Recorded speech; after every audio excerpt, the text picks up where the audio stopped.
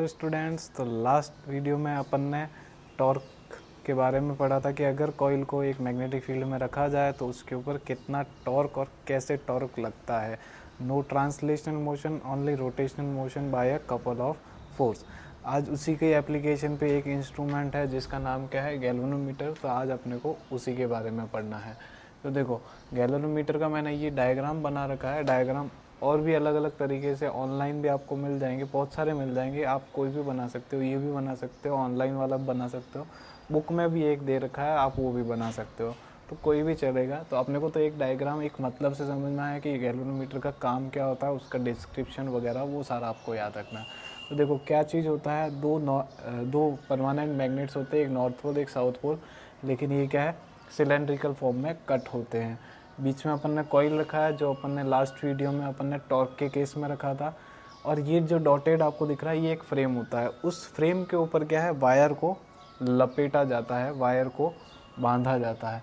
मैं आपको एक इंस्ट्रूमेंट का वीडियो भी बताऊंगा जिसके अंदर आपको पता चलेगा कि वो फ्रेम कैसा उसके ऊपर लगा हुआ होता है।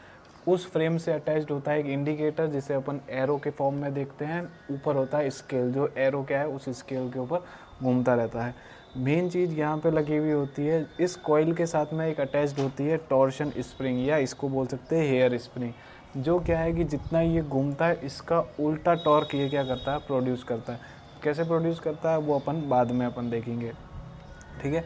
तो अभी मेन चीज़ ये क्या है, यूज्ड है। 10th में आपने सिर्फ ये पढ़ा है कि use to sense electric current, लेकिन ये क्या है, सेंस भी करता है साथ ही साथ मेज़र भी करता है। लास्ट में फॉर्मूला आएगा तो आपको ये पता चल जाएगा कि ये मेज़र कैसे करता है। अब ज़रूरी नहीं कि ये इलेक्ट्रिक करंट ही करे, अपन इसको वोल्ट मीटर में भी चेंज करते हैं तो ये वोल्टेज भी शो करता है, मेज़र करके देता है, ठीक है। तो आपको ये अभी के लिए आपको सिर्फ यही याद रखना है कि sense and measure electric current. अब इसका प्रिंसिपल क्या है, जो अपन ने लास्ट वीडियो में पढ़ा कि principal on torque developed in a coil kept in a magnetic field. And दूसरा इसका प्रिंसिपल क्या होता है, रेडियल मैग्नेटिक फील्ड। अब ये क्यों लगाते हैं उसका मतलब समझते हैं। रेडियल मैग्नेटिक फील्ड मतलब, देखो मैंने ये बोला ये सिलेंड्रिकल शेप में कटे हुए होते हैं। अगर मैं इसका शेप देखूंगा तो ये एक अलग तरीके के शेप से बने हुए होते हैं।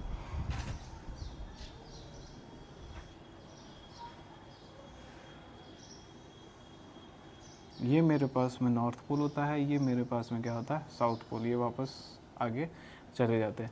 इसके बीच में एक क्या लगाया जाता है, सिलेंडर लगाया जाता है, याद रखना। ये मेरे पास मैग्नेट है, मैग्नेट के बीच में एक क्या लगाया जाता है, अटैच किया जाता है सिलेंडर। सिलेंडर के ऊपर की साइड में एक स्क्रू से उसको जॉइंट किया जाता है, जिसके ऊपर अगर मैं फ्रेम को लगाऊं तो वो फ्रीली यहाँ पे क्या कर सके, रोटेट कर सके, यहाँ से बाहर नहीं निकल सके। इसी के लिए यहाँ पे क्या लगाया जाता है, जॉइंट, जिसे अपन पिछले साल पढ़ा था, जिसे बोलते हैं पाइवट, ठीक है। अब इसके ऊपर ही क्या लगाई जाती है, फ्रेम लगाई जाती है। लेकिन अभी अपने को मैग्नेटिक फील्ड, फ्रेम वाले के बारे में अभी नहीं पढ़ना। तो मैग्नेटिक फील्ड कहाँ से कहाँ जाता है अपने को पता है, N to S जाता है। तो अगर ये ऐसे जा रहा है, फिर अगर मैं यहाँ वाला बनाऊँ तो ये ऐसे जाएगा, यहाँ पे बनाऊँ तो ये ऐसे जाएगा, ये ऐसे जाएगा यहाँ पे। तो ये इस तरीके से क्या है, मैग्नेटिक फील्ड चला जाएगा।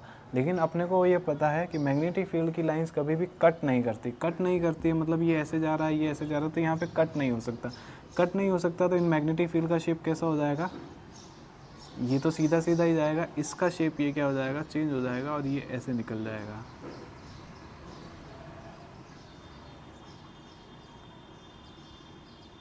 ये मेरे पास में क्या बन जाएगा, मैग्नेटिक।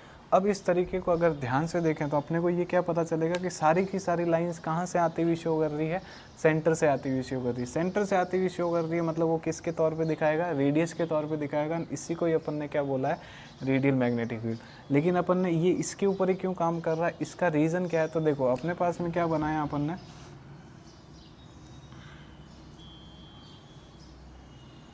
ये N ये S, वापस यहाँ पे सिलेंडर पुट कर दिया अपन ने, ठीक है। अब मैग्नेटिक फील्ड मेरा जा रहा है कहाँ, यहाँ पे जा रहा है एक बारी के लिए। अभी अपन ने यहाँ पे मान ला, तो जब यहाँ पे फ्रेम ये वाला जिसके ऊपर कॉइल को वाउंड किया गया, अगर वो यहाँ पे आएगा, अगर वो यहाँ पे आता है तो मैग्नेटिक फील्ड का डायरेक्शन कहाँ, उस तरफ। एरिया वेक्टर का डायरेक्शन कहाँ, इस तरफ। दोनों के बीच का एंगल कितना हो जाएगा, 90 डिग्री। तो अपने को पता है फोर्स का फार्मूला होता है NIAB sin थीटा, वेयर थीटा बिटवीन अपने पास में area and magnetic field. Area और मैग्नेटिक फील्ड का एंगल मेरे पास में कितना हो गया 90 डिग्री का। तो मेरे पास में टॉर्क का फॉर्मूला क्या हो जाता है NIAB, मतलब थीटा की डिपेंडेंसी क्या हो जाती है, हट जाती है। थीटा की डिपेंडेंसी हट जाने से अपने को क्या है, एक आसानी मिल जाती है कि हर बार अपने को थीटा चेक करके अलग अलग डायरेक्शन में टॉर्क नहीं लगाना पड़ेगा, एक ही डायरेक्शन में। अगर मान लो अभी के लिए मैंने इसको ऐसे बनाया, अगर मैं मान लो इसको चेंज कर दूँ, अगर ये डायरेक्शन क्या हो गया, चेंज हो गया, ये इस डायरेक्शन में आ गया, तो अपने को पता है यहाँ पे भी क्या है, इस डायरेक्शन में भी अपने पास में एक मैग्नेटिक फील्ड जा रहा है। तो मैग्नेटिक फील्ड का डायरेक्शन इस तरफ, एरिया वेक्टर अभी इसके पास में ऐसे आ जाएगा। हर बार यहाँ पे मेरे को थीटा कितना मिलता जाएगा, 90 डिग्री मिल जाएगा। थीटा 90 डिग्री मिलते ही यहाँ पे टॉर्क के फॉर्मूले में से साइन थीटा क्या हो जाएगा, हट जाएगा। तो अपन रेडियल मैग्नेटिक फील्ड का यूज़ ही क्यों कर रहे हैं कि अपने को ये याद होना चाहिए कि यहाँ पे हर बार थीटा कितना जा रहा है, 90 डिग्री जा रहा है, और 90 डिग्री के हिसाब से टॉर्क का फॉर्मूला क्या हो रहा है, थीटा की डिपेंडेंसी को क्या कर रहा है, खाए जा रहा है। थीटा की डिपेंडेंसी अपने को इन शॉर्ट क्या करनी है, हटानी है, उसी से अपने पास में नया फार्मूला बन जाएगा। तो अपने को इन शॉर्ट करना क्या है, रेडियल मैग्नेटिक फील्ड का फार्मूला अपने को, अपन रेडियल मैग्नेटिक फील्ड का प्रिंसिपल अपन यूज़ इसलिए कर रहे हैं क्यों, हर बारी मैग्नेटिक फील्ड और एरिया वेक्टर के बीच का एंगल अपने को कितना मिलेगा, 90 डिग्री मिलेगा, जिससे टॉर्क की थीटा की डिपेंडेंसी क्या हो जाएगी, ख़त्म हो जाएगी। एंड अपन उसी के लिए इसको क्या कर रहे हैं, यूज़ कर रहे हैं। तो सबसे पहला प्रिंसिपल टॉर्क वाला जो अपन मैग्नेटिक फील्ड में कॉइल को रखे तो, एंड दूसरा वाला रेडियल मैग्नेटिक फील्ड, इसके ऊपर अपन क्या कर रहे हैं, यूज़ कर रहे हैं। रेडियल मैग्नेटिक फील्ड क्यों यूज़ करते हैं, एरिया और मैग्नेटिक फील्ड का बीच का एंगल कितना 90 बनाने के लिए, एंड जिससे टॉर्क की डिपेंडेंसी थीटा पर क्या हो जाती है, ख़त्म हो जाती है। इसके लिए ये दोनों प्रिंसिपल क्या है, यूज़ करते हैं। अब इसके नेक्स्ट टॉपिक पे आते हैं कि इसका डिस्क्रिप्शन और इसके डायग्राम के बारे में अपन समझते हैं, तो वो अभी अपन देखेंगे। ये अपने पास में इसका थर्ड पॉइंट है जो क्या है अपने पास में, डिस्क्रिप्शन और डायग्राम। सबसे पहला इसका यूज़ था, दूसरा इसके पास में प्रिंसिपल था, एंड तीसरा इसके पास में क्या है, डिस्क्रिप्शन है, डायग्राम है। तो डायग्राम का डिस्क्रिप्शन देखो, it has a copper coil wound on a metal frame resting on a soft iron cylindrical core. तो मैंने बोला था कि बीच में अपन क्या लगाते हैं, एक सिलेंड्रिकल कोर, उसके ऊपर होएगा एक फ्रेम, फ्रेम के ऊपर क्या है, कॉपर कॉइल को क्या किया गया होगा, वाउंड किया गया होगा। And it has pivots on both side resting on a frame so that it is free to rotate about its axis. इस एक्सिस के तौर पे तो पाइवट्स बोला है, पाइवट्स इसी के लिए लगाए जाते हैं कि सिलेंडर के ऊपर से वो फ्रेम बाहर निकल के ना आ जाए। तो पाइवट्स उसके लिए होता है ना, आसानी से क्या है वो एक ही जगह पे घूम सके। And it is fixed with the hair spring. तो मैंने बोला यहाँ पे ये हेयर स्प्रिंग होता है which can create a counter torque. मतलब जब ये, अपने को पता है कि मैग्नेटिक फील्ड में इस कॉइल को रखा है तो ये रोटेट करेगा, मतलब ये पॉइंटर यहाँ जाएगा या यहाँ जाएगा। तो अगर ये यहाँ जाएगा तो एक रोटेशन के तौर पे जाएगा, तो रोटेशन को अगर वापस यहाँ तक पहुँच गया तो वापस उसी जगह पे लाने के लिए अपने को क्या, एक उल्टा टॉर्क देना पड़ेगा। एंड वो उल्टा टॉर्क कौन देता है, हेयर स्प्रिंग। तो हेयर स्प्रिंग का काम क्या है, सिर्फ जो टॉर्क से वो पॉइंटर क्या है एक जगह से दूसरी जगह हिला है, उसके सेम टॉर्क से उसको क्या है वापस अपनी प्लेस पे लाने का काम कौन करता है, हेयर स्प्रिंग करता है। फिर this coil is free to rotate in a radial magnetic field. अभी रेडियल मैग्नेटिक फील्ड के बारे में पढ़ा, इसका मतलब क्या था, इसका काम क्या था, एरिया और मैग्नेटिक फील्ड के बीच के एंगल को 90 डिग्री बनाना, जिससे टॉर्क की थीटा पर डिपेंडेंसी क्या हो जाती है, ख़त्म हो जाती है। एंड ये बनाता कौन है, क्रिएटेड बाय सिलेंड्रिकल मैग्नेट्स। ये मैग्नेट्स अपने पास में रेडियल मैग्नेटिक फील्ड बनाते हैं।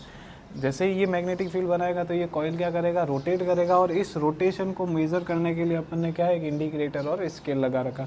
जितना ये रोटेशन करेगा, अब रोटेशन किसके हिसाब से, जितना करंट फ्लो करेगा तो वो रोटेशन करेगा, तो ये पॉइंटर हिलेगा एंड अपन स्केल के हिसाब से उसको क्या है मेज़र करेंगे। एंड इसके जो दो एंड्स हैं, ये हेयर स्प्रिंग के साथ क्या है बाद में क्या है दो एंड से निकल रहे होते हैं।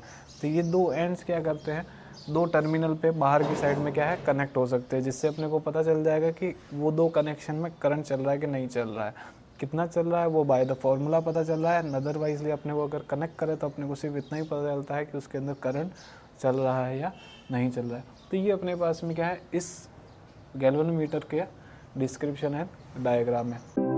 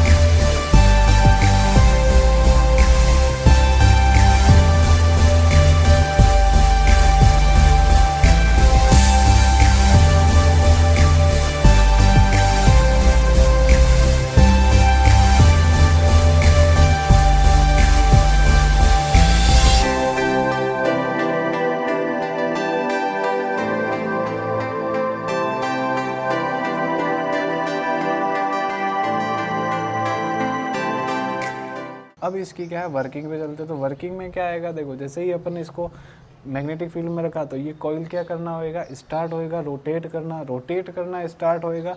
तो धीरे धीरे ये स्प्रिंग क्या होती जाएगी, टाइट होती जाएगी। जैसे जैसे टाइट होती जाएगी तो एंटी टॉर्क क्या होएगा, बढ़ता जाएगा। एंटी टॉर्क मतलब काउंटर टॉर्क क्या होता जाएगा, बढ़ता जाएगा, और एक लिमिट तक बढ़ेगा। और एक लिमिट के बाद में इसका टॉर्क मतलब इस स्प्रिंग का टॉर्क और इस कॉइल का टॉर्क क्या हो जाएगा, सेम हो जाएगा।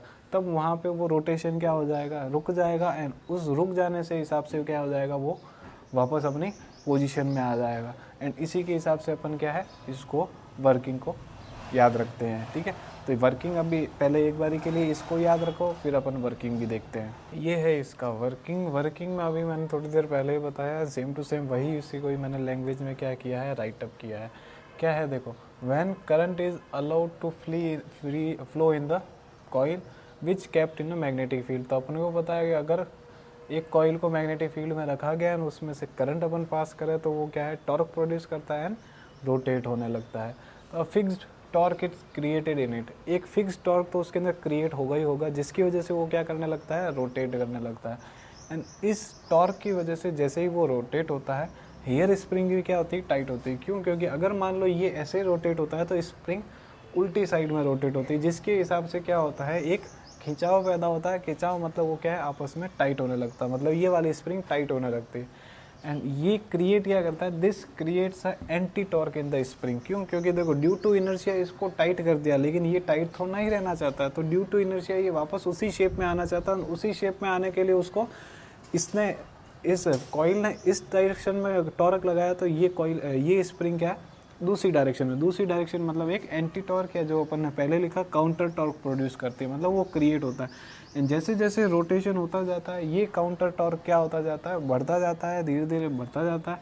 एंड एक ऐसा पॉइंट आता है जहाँ पे दोनों का रोटेशन क्या हो जाता है, इक्वल हो जाता है, मतलब दोनों के टॉर्क क्या हो जाते हैं, इक्वल हो जाते हैं। वहाँ पे रोटेशन क्या हो जाता है, रुक जाता है। मतलब यहाँ पे ये पॉइंट आ गया, अब इस पॉइंट से आगे जाने की जगह ही नहीं है, उस स्प्रिंग को उसी के हिसाब से बनाया जाता है। तो यहाँ पे वो रोटेशन क्या हो जाता है, रुक जाता है, स्टॉप हो जाता है। एंड उसी रोटेशन को अपन कहाँ से ऑब्जर्व करते हैं, इंडिकेटर से। क्यों? क्योंकि ये एक जगह से दूसरी जगह पे हिलता है, तो अपने को उस इंडिकेटर से इसका रोटेशन अपने को ऑब्जर्व हो जाता है। उसी से ही अपन क्या है, करंट का मेजरमेंट करते हैं। उसी के हिसाब से अपने पास में क्या है, फॉर्मूला भी बनेगा। तो ये है इसका क्या है, वर्किंग पार्ट। वर्किंग पार्ट के साथ में अपने पास में क्या होता है, कैलकुलेशन पार्ट, जिसमें अपन फॉर्मूला पढ़ेंगे कि ये करंट कैसे प्रोड्यूस करता है।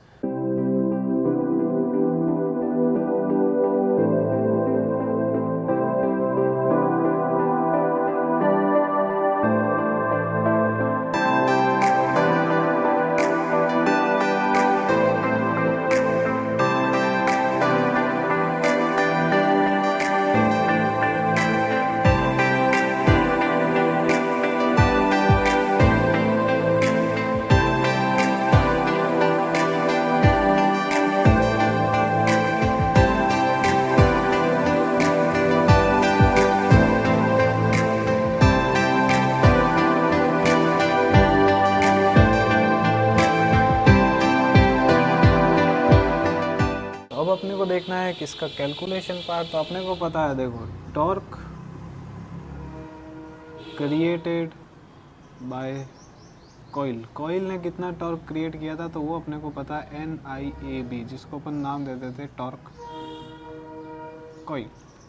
ठीक है, अब ये जो स्प्रिंग, हेयर स्प्रिंग लगा हुआ था, तो स्प्रिंग के पास में भी क्या होता है, एक कांस्टेंट होता है, जिसे अपन ने क्या नाम दिया, spring has a torque constant, जिसको सिंबलाइज ये करते हैं K से। एंड इसको दूसरा नाम क्या दिया गया है, टॉर्शन कांस्टेंट। अपन ऐसे भी बोल सकते हैं स्प्रिंग टॉर्क कांस्टेंट बोले, या फिर सिर्फ टॉर्शन कांस्टेंट बोले, दोनों क्या होंगे, सेम हो जाएंगे। और इसका मतलब क्या होता है, torque created in 1 degree rotation. 1 degree rotate होने में कितना टॉर्क लगता है, जिसका नाम अपन ने क्या दिया है, K। एंड इसको नाम सिंबलाइज किया है K से, नाम अपन ने क्या दिया है, टॉर्शन कांस्टेंट। तो 1 डिग्री रोटेशन से अपने पास में क्या होता है, टॉर्क क्रिएट कितना होता है, K। तो if spring is rotated bye an angle phi, therefore torque spring अगर 1 डिग्री से k हो रहा है तो 5 डिग्री से कितना हो जाएगा, सिंपल k इंटू 5, ठीक है। तो अपने पास में ये टॉर्क स्प्रिंग एंड अपने को पता है सिंस बोथ बिकम्स, दोनों क्या हो जाते हैं, इक्वल हो जाते हैं, इक्वल हो जाने से टॉर्क कॉइल का is equal to torque spring का अपने को क्या करना है, इक्वल करना है। तो ये होता है NIAB is equal to K5।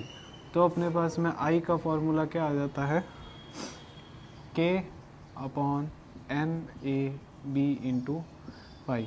Since for a galvanometer design K upon NAB is constant, मतलब K मतलब क्या है, स्प्रिंग का कांस्टेंट, मतलब सॉफ्ट या हार्डर अपन उसके हिसाब से ले सकते हैं, वो भी फिक्स्ड होता है। N मतलब नंबर ऑफ टर्न्स होते हैं तो नंबर ऑफ टर्न्स भी फिक्स्ड होता है। E मतलब एरिया ऑफ द कॉइल, वो भी अपने पास में क्या होएगा, फिक्स्ड होएगा। And B is the magnetic field, वो भी अपने पास में क्या है, पोल्स के हिसाब से अपन फिक्स्ड करते हैं। तो इन टोटल गैलोनमीटर की डिज़ाइन के हिसाब से K अपॉन NAB क्या होता है, कॉन्स्टेंट होता है, विच टर्म है जिसको नाम क्या दिया गया है अपन ने, गैल्वेनोमीटर कांस्टेंट, कैपिटल G अपन इसको लिखते हैं। तो ये अपने पास में I इज इक्वल टू क्या बन जाएगा, G इंटू 5, मतलब I is directly proportional to 5। मतलब अपने को ये पता है कि गैलोनोमीटर से जैसे इंडिकेटर घूमेगा तो अपने को क्या दिखना स्टार्ट हो जाएगा, 5, मतलब कितना एंगल रोटेट किया ये अपने को पता चल जाए।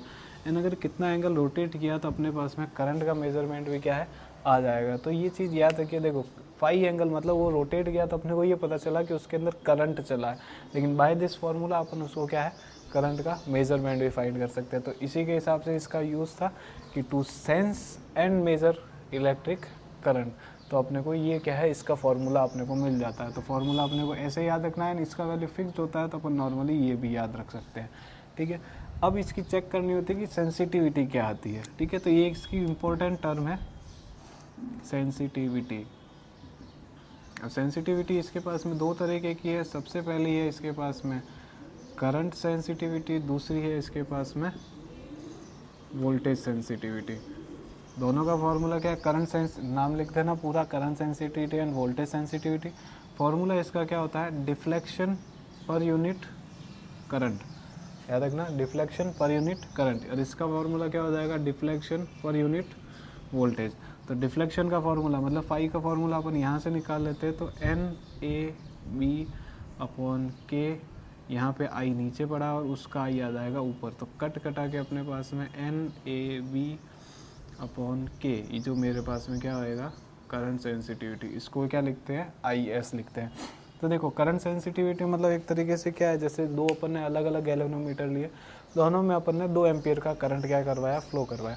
एक में अगर अपन ने 2 एम्पियर का करंट फ्लो करवाया तो एक ने तो अपने पास में डिफ्लेक्शन ज़्यादा दे दिया और एक ने थोड़ा सा ही कम दिया। तो अपने को ये पता चल गया जिसने ज़्यादा डिफ्लेक्शन दिया उसका सेंसिटिविटी क्या है, ज़्यादा है, और जिसने कम डिफ्लेक्शन दिया उसका सेंसिटिविटी कम है। तो अपने को उसी के हिसाब से अपन ने क्या ये फार्मूला बनाया। अब इस फार्मूले को मतलब करंट सेंसिटिविटी अपने को बढ़ानी होती है, हमेशा कम नहीं करनी होती। तो बढ़ाने के लिए अपन ने क्या करेंगे, बेटर सेंसिटिविटी के लिए अपन क्या करेंगे, सबसे पहला n को क्या करना है, इंक्रीज, मतलब मैं लिख नहीं रहा आपको, मैं बोल के बता रहा हूँ, आप उसको लिखते जाना। बेटर सेंसिटिविटी के लिए n मतलब नंबर ऑफ टर्न्स, तो नंबर ऑफ टर्न्स क्या होनी चाहिए, ज़्यादा। एरिया भी क्या होना चाहिए, लार्ज। बी मतलब मैग्नेटिक फील्ड क्या होना चाहिए, स्ट्रॉन्ग, क्योंकि ये सारे के सारे डायरेक्टली हो।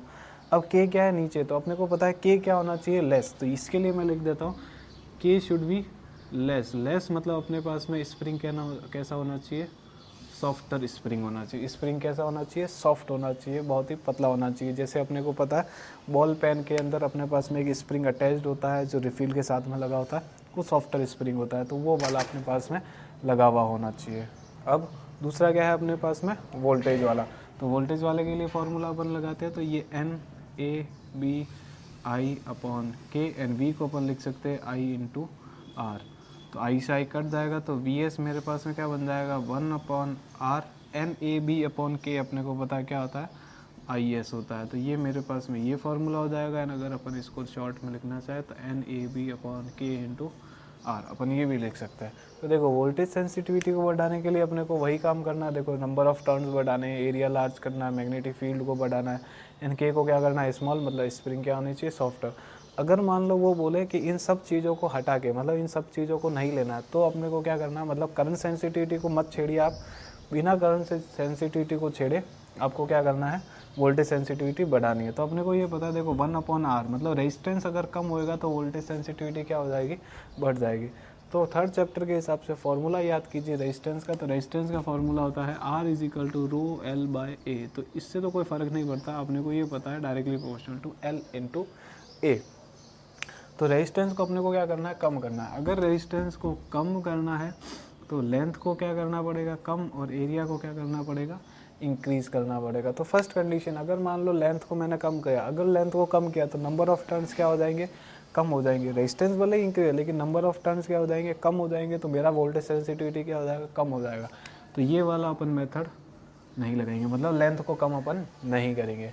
दूसरा वाला क्या है, एरिया को इंक्रीज़ करना। तो एरिया को इंक्रीज़ करने पे, तो हाँ, एरिया को इंक्रीज़ करने पे वोल्टेज सेंसिटिविटी भी क्या बढ़ रहा है, तो यहाँ पे भी वो क्या हो जाएगा, बढ़ जाएगा। तो अपन क्या करेंगे, इसको यूज़ करेंगे। तो एरिया इंक्रीज़, मतलब एरिया को क्या करो, इंक्रीज़ करो। मतलब वायर कैसा होना चाहिए, थिक, मोटा होना चाहिए। तो थिक वायर के हिसाब से अपने पास में एरिया क्या हो जाएगा, बढ़ जाएगा। तो रेजिस्टेंस क्या हो जाएगा, कम हो जाएगा। इन टोटल मेरे पास में वोल्टेज सेंसिटिविटी क्या हो जाएगा, बढ़ जाएगा। तो ये चीज़ें थी इसकी गैलोमीटर के सारे पार्ट, और ये अपने पास में पार्ट नंबर था 5th। तो ये सारे के सारे क्या है, इसके पॉइंट्स है। तो पूरा का पूरा डेरिवेशन भी आ सकता है, अलग अलग भी आ सकता है। तो इस चीज़ को ध्यान से समझना। मेन इसका काम क्या है, सेंस करना, और साथ ही साथ करंट को मेज़र करना भी है। तो ये इसके छोटे छोटे पॉइंट्स थे, हर एक का अलग अलग डिस्क्रिप्शन है, पार्ट है। तो आपको वो चीज़ याद रख के, बैलेंस करके, एंड फिर साथ में अपने को याद करना है। बड़ा क्वेश्चन भी हो सकता है, छोटा क्वेश्चन भी हो सकता है।